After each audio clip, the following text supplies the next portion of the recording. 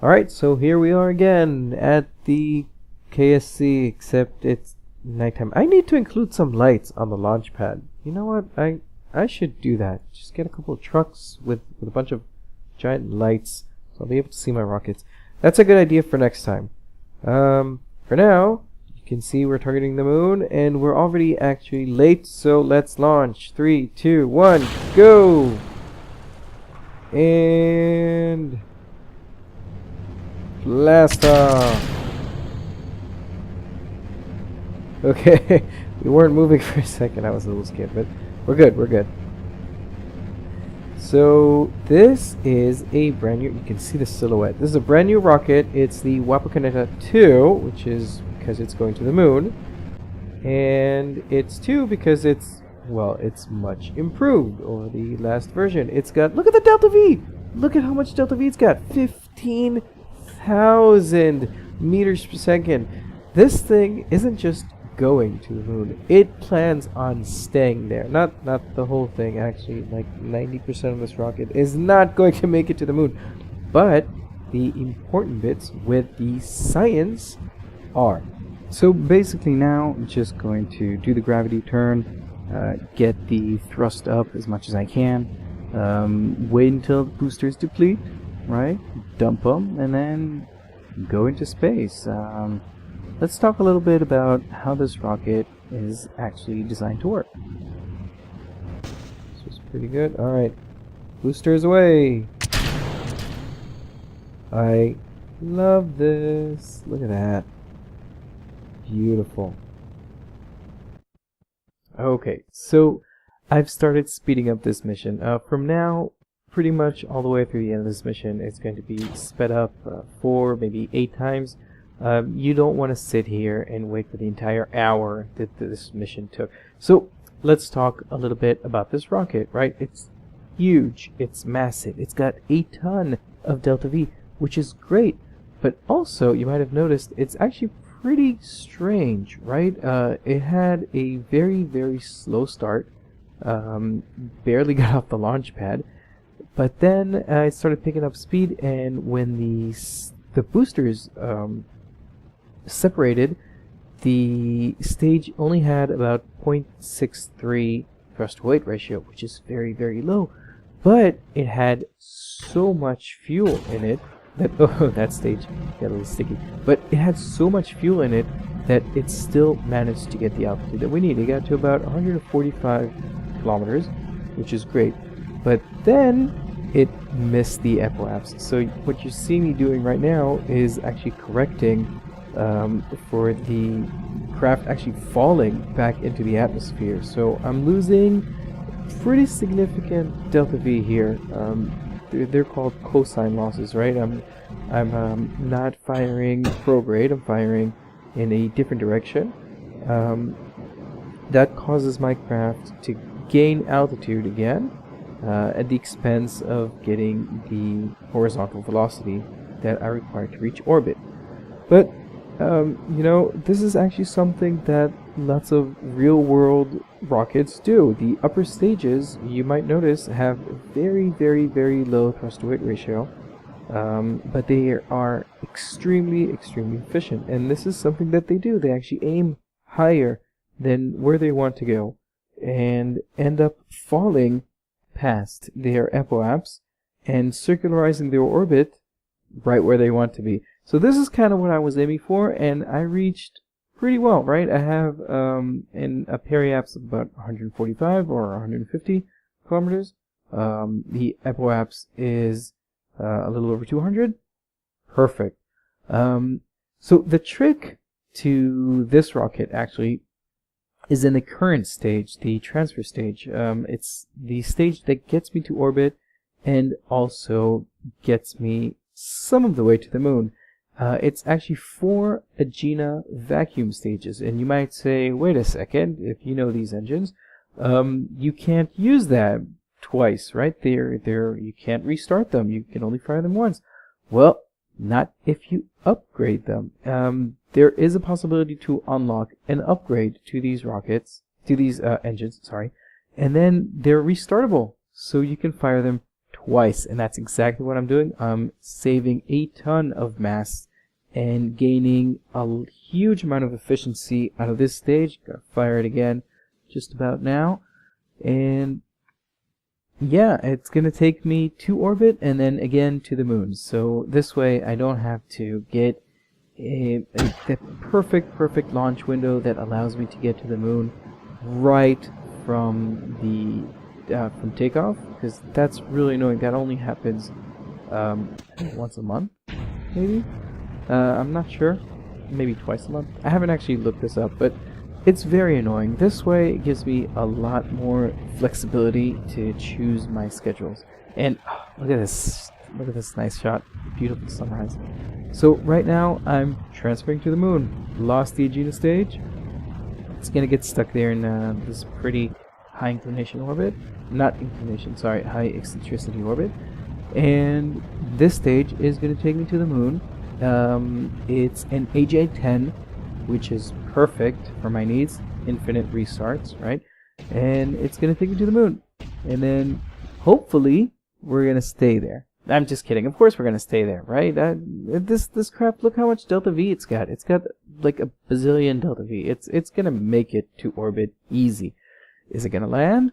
That's a whole different story. That's tough on a whole nother level. We'll see it. We'll see it soon. Let's see if I landed. Anyway, all I'm doing right now is just kind of tweaking my approach to the moon, getting the periaps, the lunar periaps, down a little bit, and yeah, I guess that's pretty much it. Something interesting about this probe. I had so many issues with electricity, with battery storage throughout this campaign that I've been doing. I always run out of electricity. I was completely unable to maintain a good amount of electricity with charging and everything that I needed, and also the control for the crafts that I needed. The probes require too much electricity, and I wasn't able to generate enough. Well, not anymore. And you've noticed I have 2 huge solar arrays on this thing. I also have 6 extra solid, just flat solar panels, which are exactly what I need to get the amount of energy to maintain this craft and keep all the electricity that I need. You can see right now, just for a second, that I'm still at 100% electricity, which is perfect. So right now, this is my first approach of the moon, and gonna get a little bit closer. Gonna tweak my my approach just a little bit. Get it down a little bit lower so I can get a proper orbit on this thing. Okay, so what am I actually doing here on the moon? Obviously, I have a lander stage, but I do have a whole bunch of contracts that I want to achieve. So they are a lunar flyby, lunar impactor, lunar landing, lunar orbiter, and then science from around the moon and the surface of the moon. So lunar flyby, that's easy. I'm doing this right now. I need to get under 5,000 kilometers, transmit some science, blah blah blah. That's easy. This thing does it already. Lunar impactor, we'll get to that in a second. Lunar landing, again. Lunar orbiter, right? That's what I'm doing right now. Setting up the flight computer to circularize the orbit at exactly the right point. The flight computer works great with remote tech.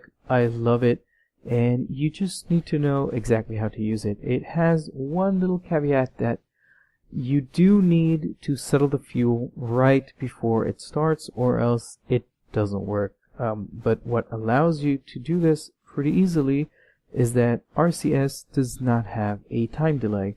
So right now I'm next to the moon. The reason I'm using the flight computer is that I have a 1.5 second delay between my commands and they're actually happening on the moon, by the moon.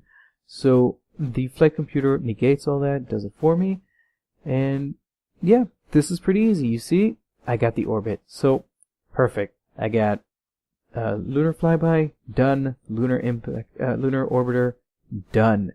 Oh, look at that beautiful shot. And yeah, I guess that's pretty much those are the easy bits, right? That's the first time I'm getting to orbit, but obviously you knew this rocket could do it very easily with nearly 16,000 meters per second of delta V. That's pretty easy. Alright, next up is lunar impactor and lunar landing. Well, you would notice that I still have 2 stages on this rocket, on this probe, I guess, not really a rocket anymore. The big stage is going to slow down the ascent and get me some of the way down, and then it's going to act as an impactor. Hopefully. This might not work. I'm not sure why, but it doesn't always register as a technically new vessel or something, and then it doesn't actually register that it's an impactor. I'm not sure why, but technically it's supposed to be an impactor. If it doesn't actually register, I'm just going to win the contract using the debug menu, because come on, it's impacting the moon, it's got a probe core and everything. The upper stage of this thing, the final stage, is a Ranger core, and it has a bunch of delta V, and hopefully it's going to land. So I'm just going to collect as much science as I can right now.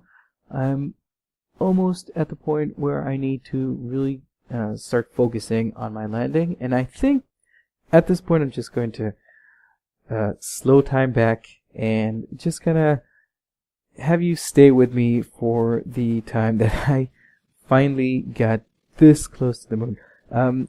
Just to note, the landing site, sorry that it's dark, I just had to be in contact with Earth, right? As soon as I land, if I don't have anything in orbit around the moon, which I don't, then I would completely lose all radio communication with Earth.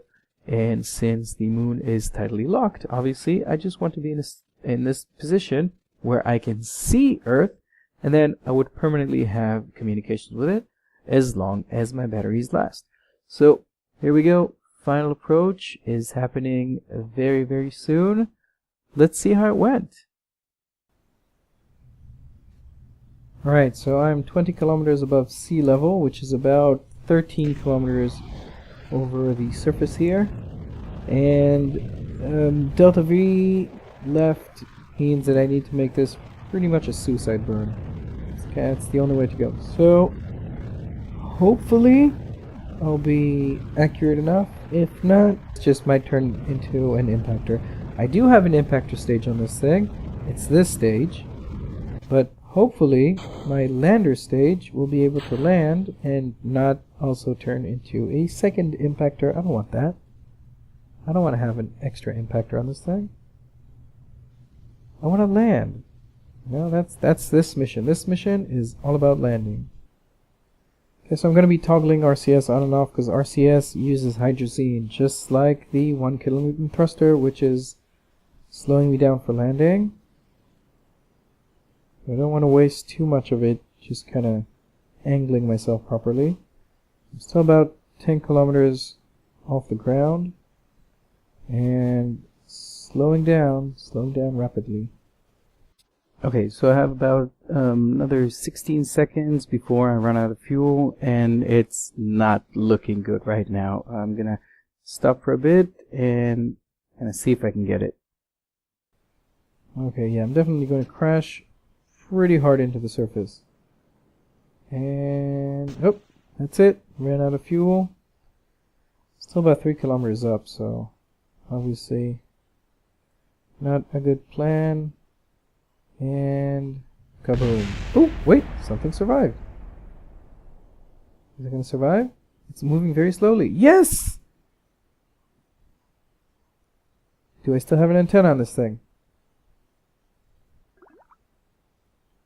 Stop rolling. Stop rolling. Come on, come on, come on, come on, come on. The antenna survived, I think. Okay. Stop rolling, get the solar panels up.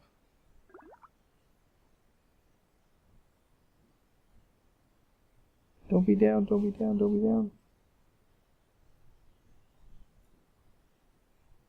Success! That's a landing. Alright, let's transmit all this science.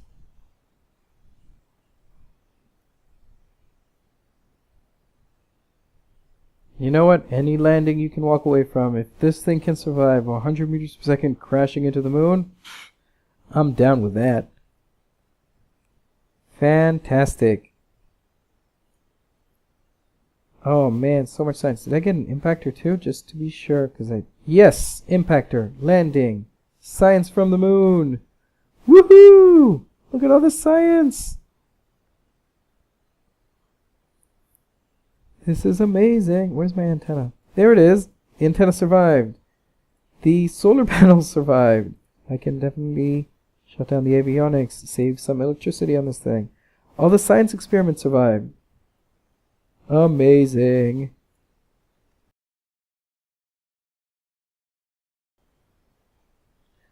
I do wonder what hit the surface first that was able to make the rest of this craft survive. I think, oh yeah, all the bottom part is gone.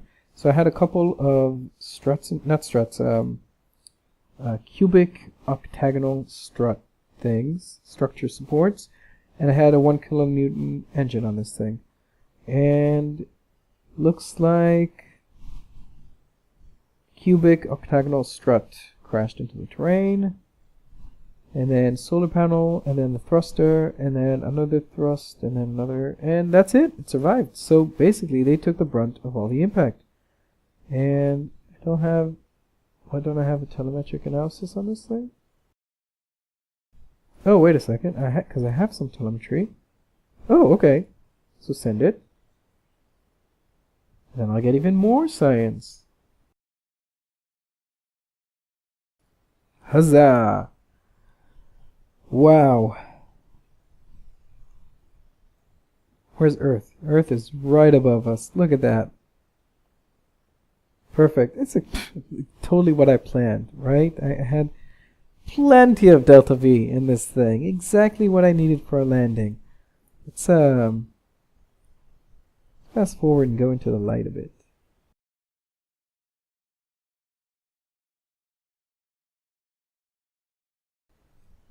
I wish I could turn it back towards the side, but you know what? This thing worked.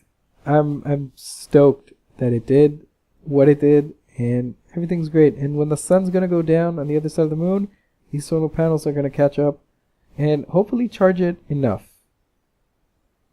Hopefully. We'll see. Anyway, this is great. So much science. Alright, we're gonna have so much fun next time. Alright, I'll catch you in the next one.